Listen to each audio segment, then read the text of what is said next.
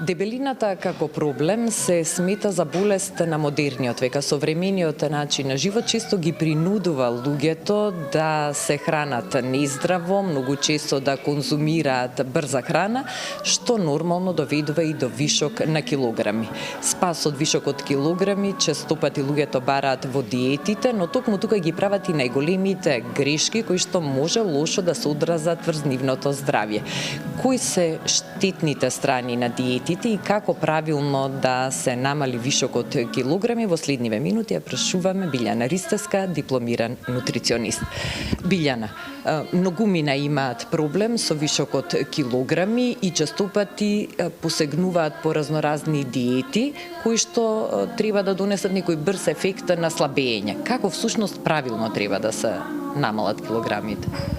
Вака, значи, за жал се почесто имаме појава на дебелина кај луѓето, најрана возраст, од дечињата, нели, односно зголемување на телесната маса кај една индивидуа. Како правилно? Значи, правилно е она што е одговара и што е адекватно подготвено за една индивидуа. Што тоа значи диетата? Пак морам да напоменам дека не значи лишување од храна. Диетата не значи намалување, но со дефицит на калории во текот на едно деноноќе за вие да намалите одреден број на килограми. Што значи диета, односно промена на начинот на исхрана? Диетите се популарни кај пациенти кои што мора да намалат одреден број на килограми заради здравствен проблем. Што тоа значи? Значи дека доколку треба се прави нека операција, некој зафат или треба медицински некаков третман кај одреден пациент, тогаш станува збор по дефиниција за диета. Сето останато што е за намалување на телесна маса, односно естетски изглед кај една индивидуа, значи промена на начинот на исхрана и воведување на пациентот во еден баланс со внесна храна и хранливи материи. Се прават огромни грешки од проста причина што сега на пазарот имаме разни диети. Секој може да кликне да напише на Google диета, ќе излезат мал милион на податоци за диета, кој како ослабел за 24 часа, 3 килограми, за еден месец 20 килограми. Мислам абсурд и преголема, значи, лага. Тоа го тврдам одговорно, го тврдам научно, дека се што е повеќе од 4 до 5 килограми максимално на месечно ниво е нездраво намалување на килограмите. Исто така како што имаме нездраво додавање на килограмите, вие не може во тек на еден месец да се поправите 10 килограми. Значи тука веќе имаме некој сериозен органски проблем. Какви се проблеми можат да се случат во човечкото тело при неправилен начин на слабење и при тие брзи диети? Проблемите се бројни. Морам да напоменам дека телото кога нема соодветен внес на калории во текот на денот почнува да се бунтува. Што тоа значи? Ги троши нашите резерви. И де факто, вие ќе почнете да намалувате килограми, што ги трошите вашите резерви. Но што се случува после одреден временски период? Почнуваат во првата фаза да ослабнуваат коските, односно нашиот коскен систем. Густината на коските се намалува доколку вие не внесувате адекватна количина на храна и хранливи намирници во текот на денот. Сето тоа додека сте млади, не го чувствувате, не го осеќате, меѓутоа како ќе дојдат годините може да се јави и да се чудиме зошто се појавило, например, остеопороза кај жените кога ќе влезат во фазата на климактериум. Сето тоа ние си го влечеме од раните наши години, онаму каде што требало да даваме на коскината маса, а ние сме ја лишувале.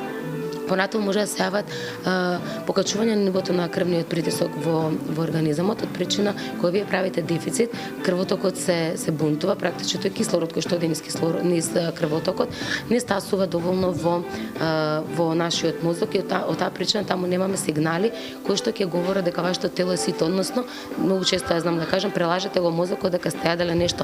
Најважно е да го излажеме мозокот кога вие не конзумирате чоколада, задоволете го со една чаша какао, да тоа мислите дека, нели, да тој мисли дека внел, нели, чоколада, односно сладко, затоа што нашиот мозок навистина сака сладка храна. Понатаму може да се јават запек, заради тоа што во текот на диетите не внесуваме доволна количина на растителни влакна во нашиот организам, во зависност од диетата која што ја држите. Меѓутоа, оние ригорозни диети кои што се диети кога имаме голема рестрикција на внес на хранливи материи, може да донесат само до проблем во нашиот организам. Понатаму може да се јават вртоглавици, може да се јави анемија, многу често се јавува анемијата заради недостиг на железо и пат на хемоглобинот во нашиот организам, заради тој несоодветен внес на хранливи материи во нашиот организам, се јавува она апатична состојба во нашиот организам, губиме расположение, сме некако мрзеливи, значи немаме волја да станеме да завршиме некоја рутинска обврска, ама сето тоа го препишувам, па јас сум на диета, затоа ми е така, не е нормално да се случува тоа, и што веќе издржите еден месец, 2, 3, 5, после тоа што правите кога нели организамот ќе го сведете на минимум за во поглед на издржливост, главоболки често се јавуваат кога сте на вакви начини на исхраненост на диети и многу често знаат да се појават и проблеми со кардиоваскуларниот систем, да се јави некој срцебиење од нигде никаде, да се чудите зашто се појавило, пулсот да се забрза, од проста причина, пак ќе напоменам, затоа што правите големи осцилации во органските метаболни процеси кои што се одвиваат во нашето тело. Нашиот метаболизам не сака гладување, намалувањето на килограми не значи гладување. Многу често, односно секогаш скоро го напоменувам тоа на моите пациенти. Немојте да мислите дека ако внесете помалку оброци во текот, мене ќе ми речат, нели, како доручек, ручек, вечера, ужина нека. Немојте да сметате дека ако не внесувате храна ќе ослабете побрзо или ќе ослабете здраво. Значи внесот на храна треба да биде соодветен, добро избалансиран, калориите не смеат да бидат, значи, дефицитарни за вие да намалите килограми. Мора да се јаде за да се слабе. Диетата не значи гладување. Тоа е голема грешка и голем апсурд кај сите пациенти кои што влегле во нутриционистичка ординација. Зашто? Кога ќе видат, сега вие ништо нема да ми дарете да јадам. Како? Значи, вие сте можеле дома без ништо да бидете и да слабете, ако сакате на своја рака. Веќе кога ќе дојдете кај стручен човек за да заврши работа во поглед на вашиот начин на исхрана, тоа мора да биде, нели, соодветно адаптирано за моменталната здравствена состојба на еден пациент. Не може оваа година и другата истата диета да ја држите. Мислам, навистина не е логично. Самите, нели, ако размислиме, не е логично. Само ќе ни прострада нашиот целиот наш имун систем. Морам да напоменам дека при вакви диети, сега нели го начнавто, имуниот систем навистина многу страда. После тоа ќе не може да се го вратите имунитетот долги години наназад. Кога веќе во прашање имуниот систем, може да се јави паѓање на косата, може да се јави кршливост на ноктите, може да се јави сувост на кожата, може да се јават акни на нашето лице, зашто заради тоа што пак ќе напомнам користиме од резервите, а не внесуваме хранливи материи кои што се потребни за да имаме чиста кожа и здрава коса и ногти.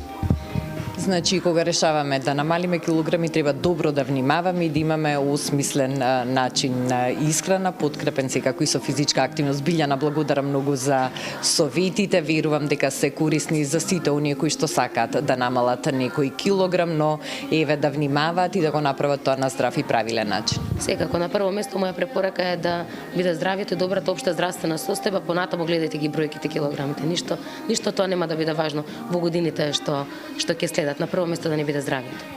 Благодарам.